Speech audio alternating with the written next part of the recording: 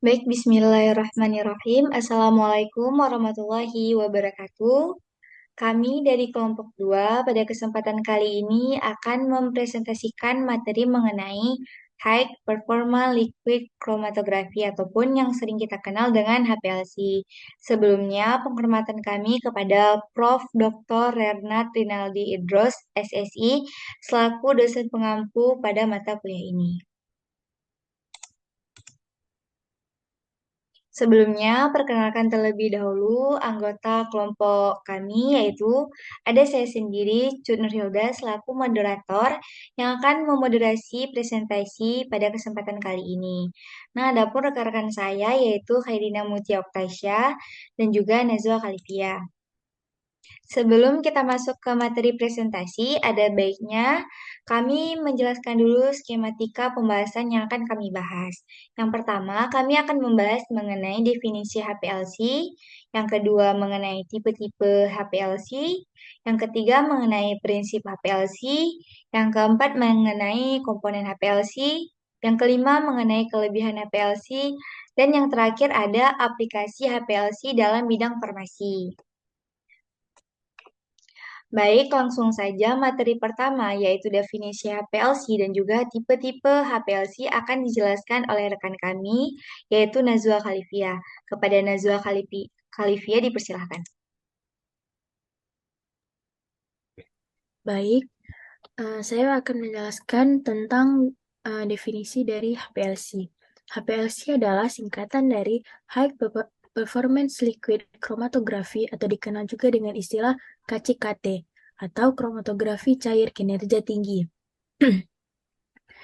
HPLC merupakan salah satu teknik kromatografi untuk zat cair yang biasanya disertai dengan tekanan tinggi atau cara pemisahan yang berdasarkan pada interaksi antara solvent dan solut.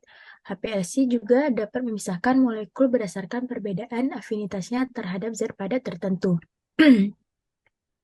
Jika disimpulkan secara sederhana, HPLC dapat diartikan sebagai suatu metode pemisahan molekul dengan media cair yang diberikan tekanan tinggi. Seiring dengan perkembangannya, HPLC bertransformasi menjadi High Performance Liquid Chromatography atau HPLC. Hingga kini beberapa di antara kita lebih familiar dengan istilah HPLC. Next.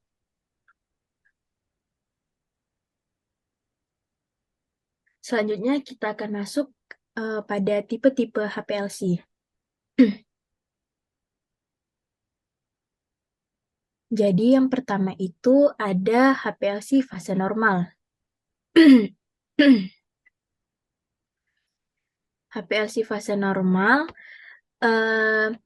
merupakan sangat cocok untuk pemisahan fosfolipid. Berbagai kolom gel silika menghasilkan pemisahan yang sangat baik dari kelas fosfolipid utama yang dalam banyak hal juga dapat memberikan pemisahan komponen minor yang mudah terlihat lanjut.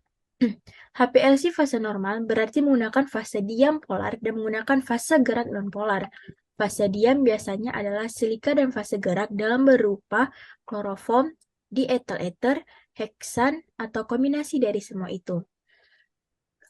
Yang kedua, ada HPLC fase terbalik. HPLC fase terbalik merupakan mode HPLC yang paling umum digunakan dan seperti namanya, mode ini hanyalah kebalikan dari NP-HPLC yang dimana fase diam lebih nonpolar daripada pelarut elusinya. Di HPLC fase terbalik ini, fase diamnya adalah nonpolar dan fase geraknya adalah polar. Prinsip kerjanya adalah interaksi hidrofobik dari molekul dalam tipe HPLC ini material nonpolar tertahan daripada material polar. Yang ketiga, ada HPLC eksklusi ukuran. HPLC pertukaran ion ini, komponen yang mudah terionisasi dianalisis menggunakan kolom pertukaran ion. Fase diam pada kolom ini bersifat asam atau basa dengan mempunyai tegangan positif atau negatif. Fase gerak larutan polar dalam bentuk lautan garam dalam air. Pemisahan molekul terjadi karena persamaan maupun perbedaan kekuatan ion antara sampel dengan fase diam. Kromatografi pasangan ion juga dapat digunakan untuk pemisahan sampel-sampel ionik dan mengatasi masalah-masalah yang melekat pada metode penukaran ion. Sampel ionik ditutup dengan ion yang mempunyai muatan yang berlawanan. Selanjutnya masuk pada HPLC eksklusi ukuran. HPLC eksklusi ukuran ini, kromatografi ini disebut juga dengan kromatografi permeasi gel dan dapat digunakan untuk memisahkan atau menganalisis senyawa dengan berat molekul kurang dari 2000 Dalton. Fase diam yang digunakan dapat berupa silika atau polimer yang bersifat porus hingga solid dapat melewati porus atau lewat di antara partikel atau berdifusi lewat fase diam. Molekul solut yang mempunyai berat molekul yang jauh lebih besar akan terevolusi terlebih dahulu. Yang kemudian molekul-molekul yang ukuran medium dan terakhir adalah molekul yang jauh lebih kecil. Molekul solut yang mempunyai berat molekul yang jauh lebih besar akan terevolusi terlebih dahulu. Kemudian molekul-molekul yang ukurannya medium dan terakhir adalah molekul yang jauh lebih kecil. Hal ini disebabkan solut dengan berat molekul yang besar tidak melewati porus, akan tetapi lewat di antara partikel fase diam. Dengan demikian, dalam pemisahan dengan eksklusi ukuran ini, tidak terjadi interaksi kimia antara si solut dan fase diam seperti tipe kromatografi lainnya. Next.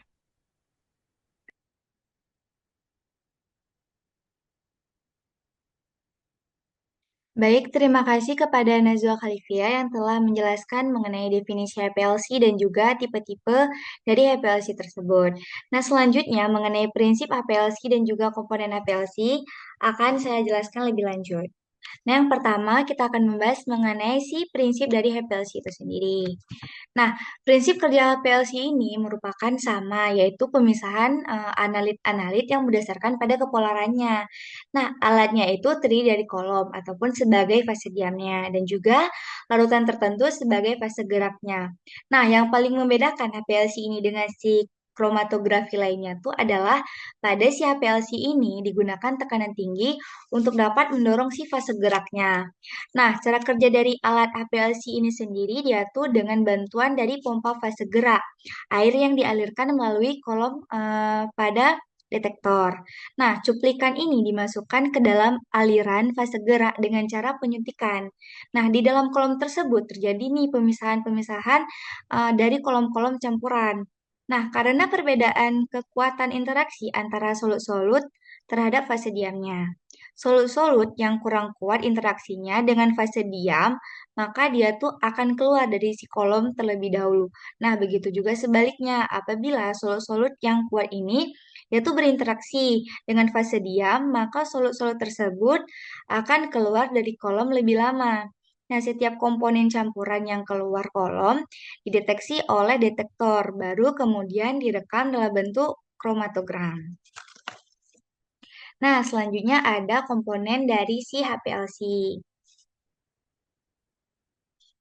Dapat teman-teman lihat pada gambar yang tertera di layar, ini merupakan komponen-komponen dari HPLC. Komponen-komponen HPLC itu ada solvent, ada pump, injektor, sampel, kolom HPLC, ada detektor, dan juga ada pengolah data. Nah, kita akan bahas satu-satu mulai dari si solventnya terlebih dahulu. Nah, solvent ini fase gerak pada PLC dia tuh harus menggunakan pelarut dengan kemurnian yang sangat tinggi. Nah, idealnya pelarut khusus yang memang sudah memenuhi standar untuk KPLC dipergunakan untuk asin yang lebih akurat.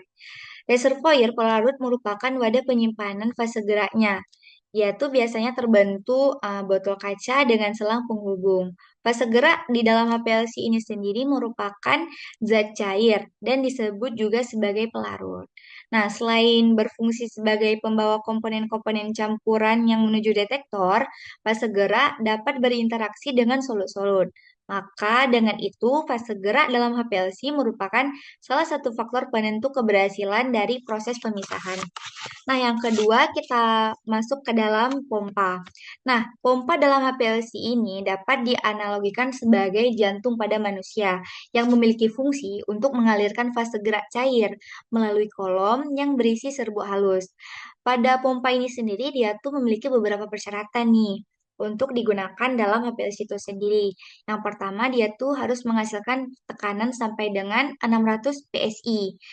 Selanjutnya, syaratnya itu kecepatan aliran berkisar antara 0,1 sampai dengan 10 mili per menit. Terus, bahannya itu harus tahan terhadap korosi. Nah, untuk yang ketiga tuh ada injektor. Nah, injektor ini sendiri dia tuh merupakan tempat nih untuk masuknya sampel ke dalam sistem HPLC, di mana proses injeksi ini dapat dilakukan secara manual dengan syringe ataupun dapat menggunakan dengan sistem injeksi otomatis. Untuk injektor pada HPLC ini sendiri, dia tuh harus dapat menampung si sampel cairan dalam kisaran volume 0,1 sampai dengan 100 mili. Cuplikan harus dimasukkan ke dalam pangkal kulum ataupun ke dalam kepala kulum. Terus harus diusahakan agar sedikit mungkin terjadi gangguan pada kemasan kolom tersebut. Ada dua ragam utama aliran, henti, dan pelarut yang mengalir. Selanjutnya kita masuk ke sampelnya. Sampel merupakan uh, bahan yang akan dianalisis menggunakan alat HPLC ini. Dia tuh harus bersifat bening dan tidak ada endapan. Untuk itu, preparasi sampel diperlukan sebelum kita melakukan proses analisis. Nah, misalnya dengan melakukan filtrasi sampel. Untuk preparasi lain dapat pula digunakan sesuai kebutuhan seperti mengatur konsentrasi sampel, desalting, dan juga lainnya. Selanjutnya kita masuk ke bagian kolom HPLC. Nah, aktivitas utama dalam HPLC ini dia tuh terjadi di dalam kolom sebagai fase diamnya. Nah, di dalam kolom ini dia tuh akan terjadi pemisahan komponen sampel yang kemudian dapat dihitung waktu retensi masing-masing dari komponen oleh detektor itu. Nah, waktu retensi merupakan waktu yang dibutuhkan oleh senyawa komponen sampel untuk dapat melewati kolom menuju si detektor. Nah, waktu retensi ini sendiri dia tuh dihitung dari saat sampel diinjeksikan hingga dengan puncak pembawa maksimum pada si detektor. Untuk senyawa-senyawa yang berbeda memiliki waktu yang berbeda sehingga masing-masing konsentrasinya itu dapat kita hitung. Selanjutnya, kita masuk ke bagian detektor. Nah, detektor ini merupakan alat yang memiliki fungsi untuk dapat mendeteksi dari keberadaan komponen yang telah melewati kolom terlebih dahulu dan memberikan sinyal elektronik pada pengolahan data. Selanjutnya, kita masuk ke bagian terakhir yaitu pengolah data. Nah, untuk pengolah data dia tuh menampilkan output visual dari hasil analisis yang terbaca oleh detektor tadi dalam bentuk kromatogram. Nah, kromatogram ini menggambarkan jumlah komponen pada sampel yang dilihat dari jumlah puncak ataupun peak yang telah dihasilkan. Baik, selanjutnya mengenai kelebihan HPLC dan juga mengenai aplikasi HPLC dalam bidang farmasi akan dijelaskan oleh rekan kami, Khairina Mutia Oktasya. Kepada Khairina dipersilahkan. Baik, di sini saya akan menjelaskan kelebihan HPLC. Nah, yang pertama itu kelebihan HPLC adalah memasukkan sampel yang tepat dan mudah dikendalikan, sehingga menjamin presisi kuantitatif. Kemudian kelebihan selanjutnya adalah resiko peruraian sampel yang lebih kecil karena tidak dilakukan dengan cara pemanasan. Dan yang ketiga, keseragaman kolom dan detektor berarti bahwa selektivitas metode tersebut dapat disesuaikan dengan mudah.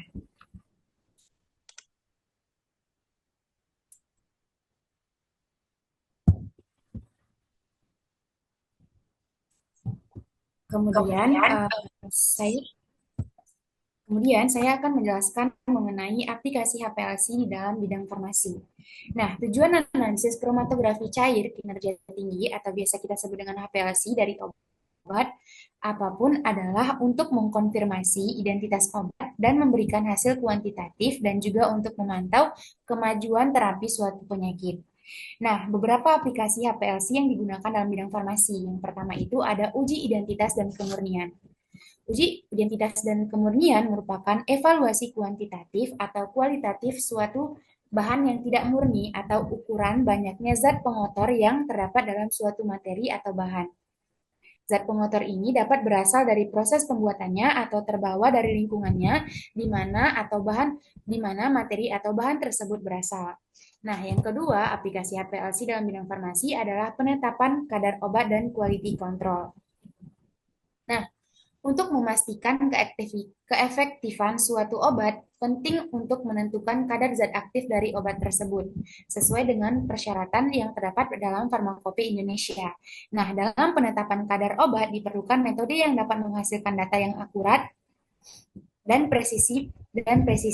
Nah, metode HPLC dipilih karena memiliki spesifitas dan sensitivitas yang tinggi, serta waktu analisa yang cepat.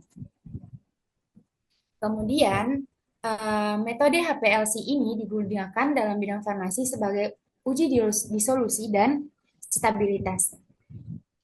Nah, jadi metode kromatografi cair kinerja tinggi atau HPLC ini memainkan peran yang sangat penting dalam prosedur pengujian disolusi. Nah, jadi si HPLC ini memberikan rentang linear dinamis yang luas, selektivitas melalui pemisahan dan sensitivitas superior. Nah, fitur-fitur ini telah digunakan untuk memecahkan berbagai masalah analitis yang dihadapi selama uji disolusi sistem pengantaran obat yang kompleks.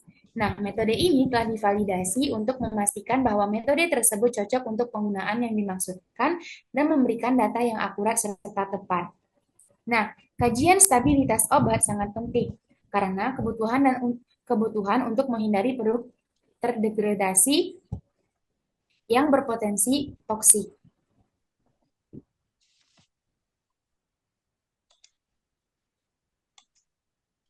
Baik, terima kasih Khairina Mutia Oktasya yang telah memaparkan mengenai kelebihan HPLC dan juga aplikasi HPLC dalam bidang farmasi. Baik, sekian presentasi dari kami. Lebih dan kurang kami mohon maaf. Wabillahi taufiq wal hidayah. Assalamualaikum warahmatullahi wabarakatuh.